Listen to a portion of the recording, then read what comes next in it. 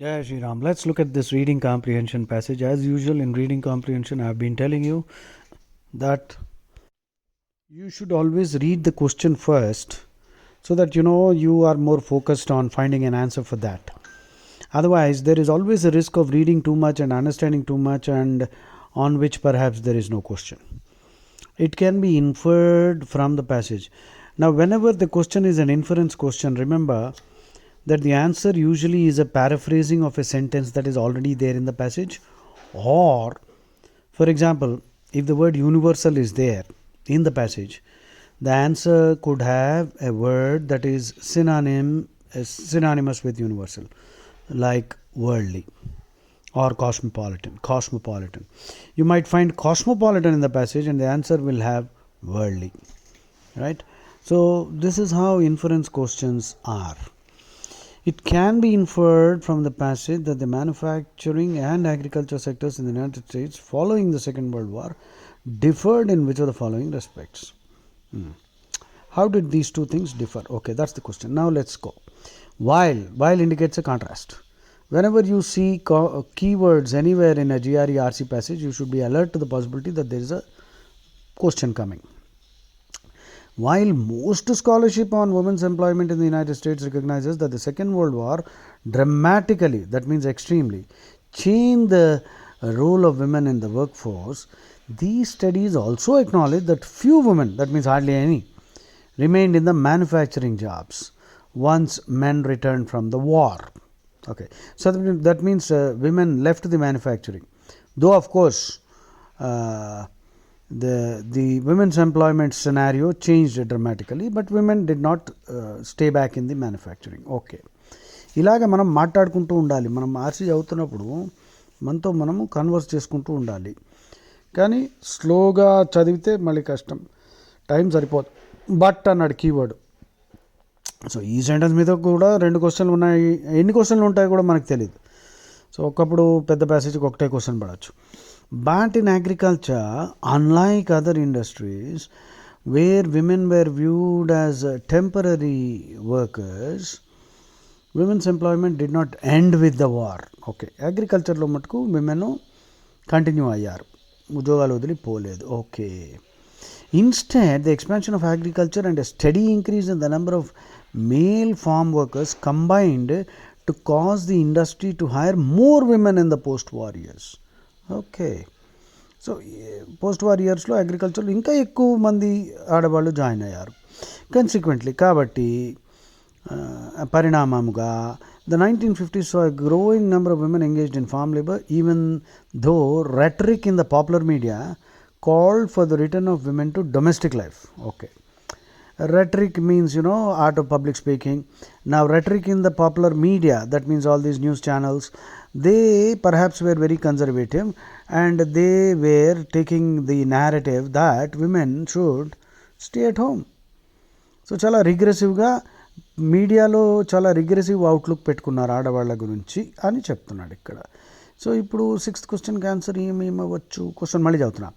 It can be inferred from the passage that the manufacturing and agricultural sectors in United states following the second world war deferred in which of the following respects. అంటే war తర్వాత the rate of expansion in each sector, percentage of employees in each sector who were men, the trend in the wages of men employed in each sector, the attitude of the popular media toward the employment of women in each sector, the extent to which women in each sector were satisfied with their jobs. Okay, now you will have to spend some time examining each one of them. Please pause and start working. Okay, the first question ki మనకి ప్యాసేజ్లో ఏం చెప్తున్నాడు చూడండి. First సెంటెన్స్లో while indicate చేశాడు. ఏమని? ఆడవాళ్ళకి second world war తర్వాత women's ఎంప్లాయ్మెంట్లో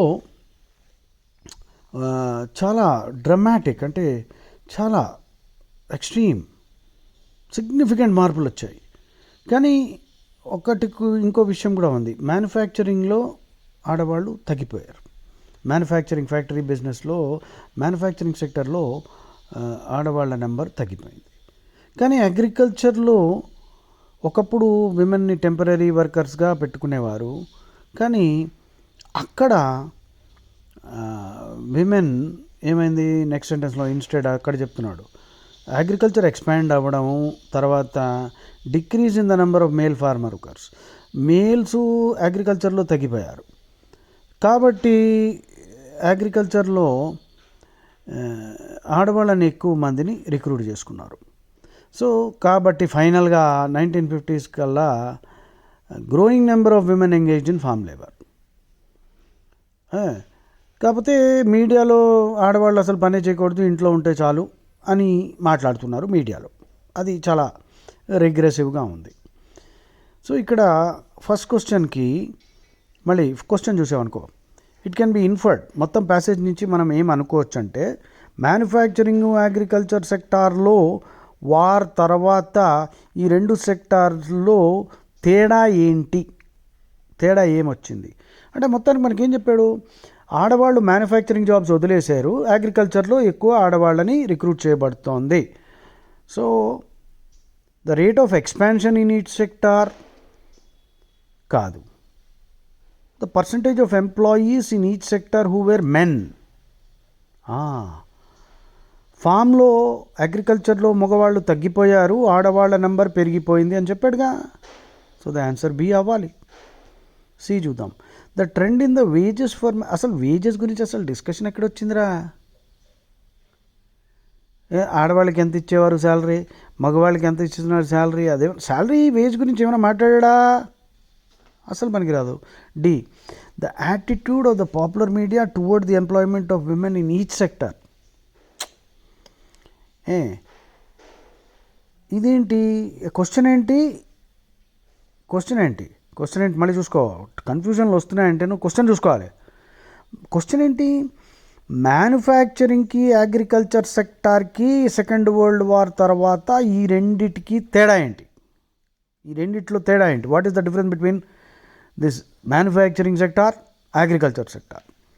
D ఏమిటి, the attitude of the popular media toward the employment of women in each sector. అంటే మీడియా ఏమంటుందన్నాడు ఆఖరికి, మీడియా అంటోంది ఆడవాళ్ళు ఇంట్లో ఉంటే చాలని. మీడియా ఏమన్నా ఆడవాళ్ళు అగ్రికల్చర్లో ఉండాలి కానీ మ్యానుఫ్యాక్చరింగ్లో ఉండకూడదు, లేక ఆడవాళ్ళు మ్యానుఫ్యాక్చరింగ్లో ఉండకూడదు అగ్రికల్చర్లో ఉండాలి అని ఏమైనా డిఫరెన్స్ ఉందా? మీడియా అలా అనలేదే. సో డి పనికి రాదు. మీడియా ఏమంటుంది అసలు, ఆడవాళ్ళు ఎక్కడా పని చేయకూడదు, ఇంటికి వెళ్ళిపోవాలని, డొమెస్టిక్ లైఫ్లో ఉండాలి, return of women to domestic life. అంటే రెండిట్లో కూడా పనికిరాదు, ఆడవాళ్ళు రెండిట్లో కూడా పని చేయొద్దు అని అన్నట్టే అయింది కదా ఆఖరణ. అలాంటప్పుడు దీనికి దానికి డిఫరెన్స్ ఏంటి? డిఫరెన్స్ ఏం లేదు. మీడియా దృష్టిలో రెండిట్లో మ్యానుఫ్యాక్చరింగ్లోని అగ్రికల్చర్లోని ఆడవాళ్ళు ఉండకూడదు. క్వశ్చన్ అది కాదు కదా. క్వశ్చన్ మ్యానుఫ్యాక్చరింగ్ సెక్టార్కి అగ్రికల్చర్ సెక్టార్కి సెకండ్ వరల్డ్ వార్ తర్వాత ఈ రెండు సెక్టార్స్లో డిఫరెన్స్ ఏంటని అడుగుతున్నాడు. కానీ పాపులర్ మీడియా యొక్క ఒపీనియన్లో డిఫరెన్స్ ఏంటి అని అడిగినా కూడా డి పనికిరాదు. ఎందుకంటే మీడియా ఏమంటోంది, ఆడవాళ్ళు అసలు ఎక్కడ పని చేయకూడదు, ఇంట్లో ఉండాలి, డొమెస్టిక్ లైఫ్. సో డి అసలు పనికిరాదు. కేర్ఫుల్గా లేకపోతే ఈ కన్ఫ్యూజన్లు అన్నీ వస్తాయి. E the extent to which women in each sector were satisfied. ఈ సాటిస్ఫై అయ్యారా, సాటిస్ఫై అవ్వలేదా, అసలు డిస్కషన్ అది కాదే కాదు. సో ఇది ఈజీ ప్యాసేజ్, ఇది చాలా ఈజీ ప్యాసేజ్. నన్ను అడిగితే ఇది లెవెల్ 2 ప్యాసేజ్. సో మీరు ఇంకా ఎంత ప్రాక్టీస్ చేయాలో గుర్తుపెట్టుకోండి. నెక్స్ట్ చూద్దాం. Which of the following statements about women's employment in the United states during and after the second world war is most clearly supported by the passage. So యుద్ధం జరిగేటప్పుడు second world war తర్వాత కూడా ఏది women's employment పట్ల ఈ passage ఏది support చేస్తోంది? Answer చాయిస్లు చదువుదాం. మోస్ట్ ఉమెన్, ఇప్పుడు మోస్ట్ అన్నాడు అనుకోండి, ఈ వర్డ్ చూడగానే మీకు అలర్ట్ అవ్వాలి. ఈ మోస్ట్ ఆల్ గురించి మాట్లాడుతున్నాడు కదా, ఆడవాళ్ళు గురించి జనరల్గా మాట్లాడుతున్నాడు. సో మోస్ట్ ఏంటి, కొంచెం డౌట్ రావాలి. ఈ వర్డ్స్ చూడగానే కొంచెం డౌట్ రావాలి. ఎక్స్ట్రీమ్కి పోతే ఆన్సర్ అసలు కాదు. Most women who joined the workforce during the Second World War wanted to return to domestic life. ఇట్లాగ ఎక్కడా ప్రసక్తి రాలేదు. ఎక్కువ మంది ఆడవాళ్ళు మేము ఇంటికి వెళ్ళిపోతాము, మాకు ఈ పనులే ఇష్టం లేదు అన్నట్టు ఎక్కడైనా చెప్పాడా? సో ఏ పనికి రాదు. B. The great majority of women who joined the workforce during the Second World War were employed in manufacturing jobs. Okay.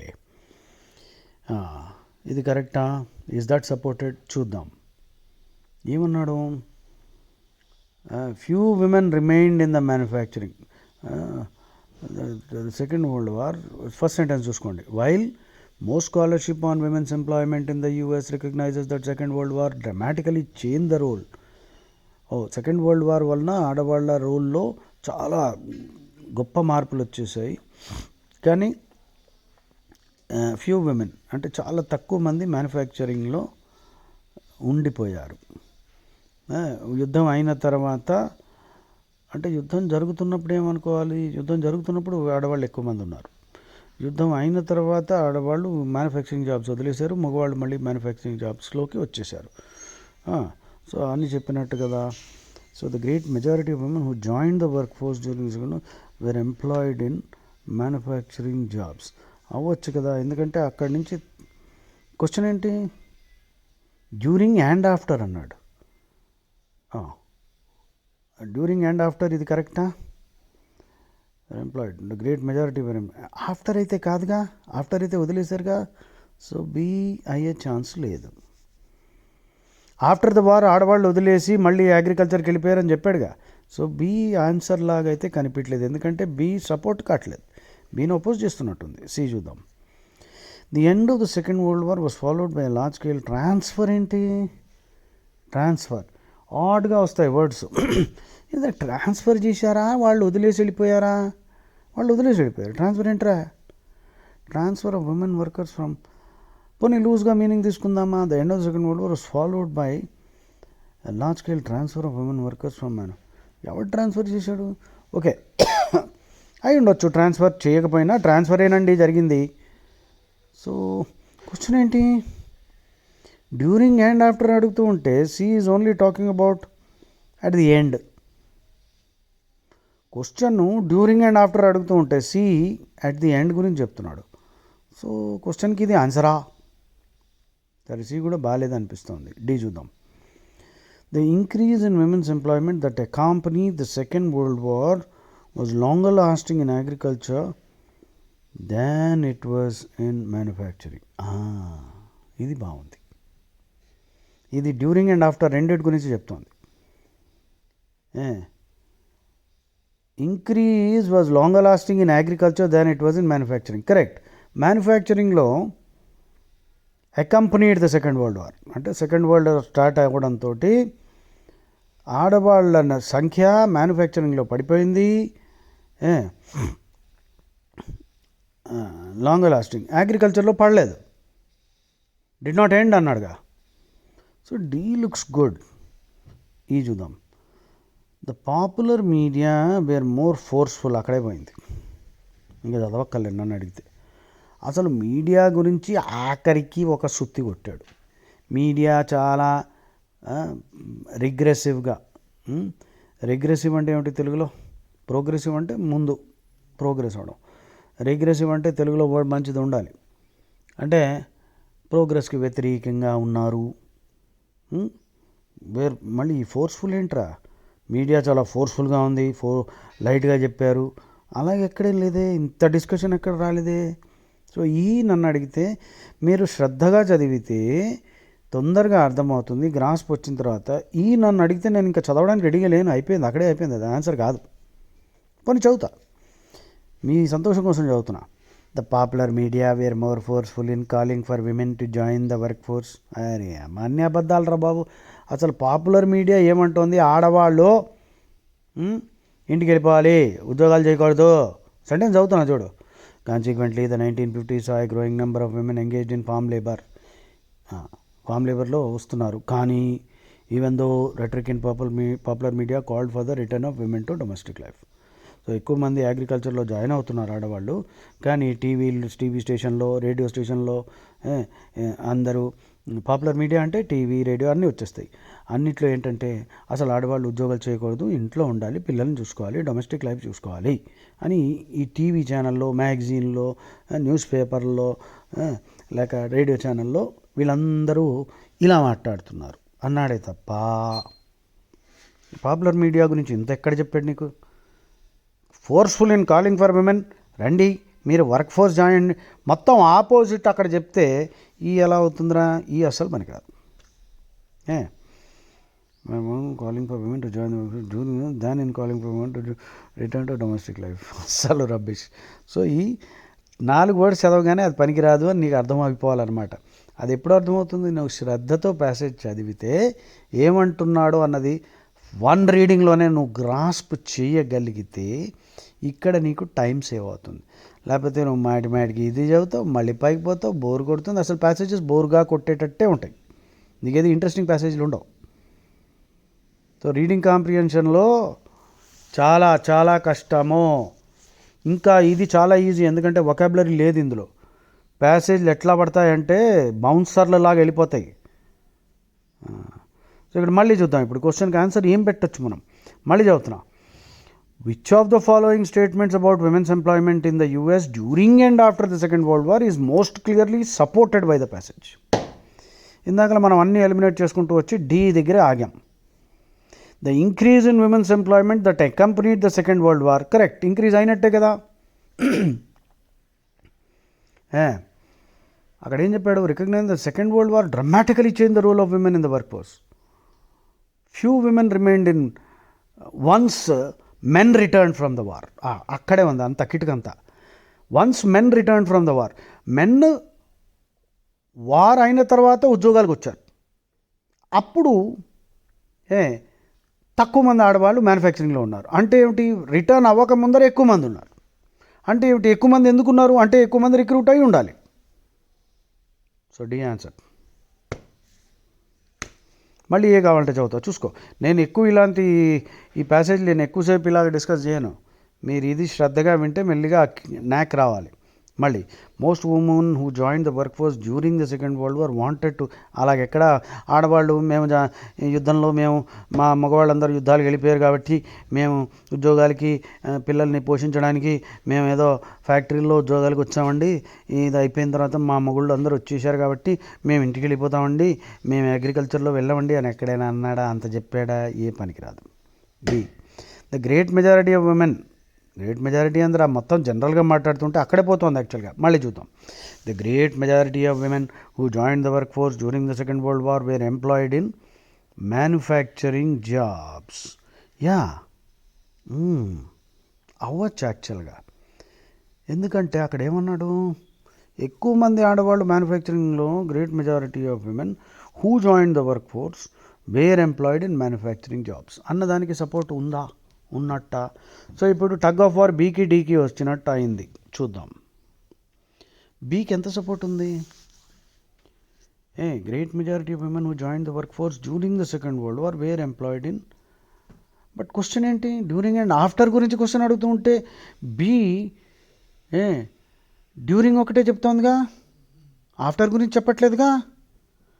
So B is not actually answering the question అని కొట్టేయాలి కదా మరి. ఎందుకంటే క్వశ్చన్లో డ్యూరింగ్ ఆఫ్టర్ రెండు అడుగుతున్నాడు, బీలో ఉత్తి during గురించే చెప్తోంది. ఆ కారణం చాలు బీ ఎలిమినేట్ చేయడానికి. కానీ ఇంత ఆలోచించాల్సి వచ్చింది చూసావా. See the end of the second world war was followed by large, ఈ ట్రాన్స్ఫర్ దగ్గర కూడా వస్తుంది. కానీ ఈ సి కూడా అట్ ది ఎండ్ ఆఫ్ గురించే చెప్తోంది తప్ప డ్యూరింగ్ ఏంటి చెప్పట్లే. accompanied was longer lasting in agriculture than in manufacturing. So that correct. D during ఏమైంది అంటే అకంపెనీ దాంతో సెకండ్ వార్ స్టార్ట్ అయింది. అప్పుడు ఇంక్రీజ్ ఏమైంది? డ్యూరింగ్ ఇంక్రీజ్ అయింది. అగ్రికల్చర్లో అలాగే ఉంది, ఇంకా పెరిగింది. మ్యానుఫ్యాక్చరింగ్లో ఏమైంది? ఆఫ్టర్వర్డ్స్ ఏమైంది? తగ్గింది. So D is the best answer. జై శ్రీరామ్.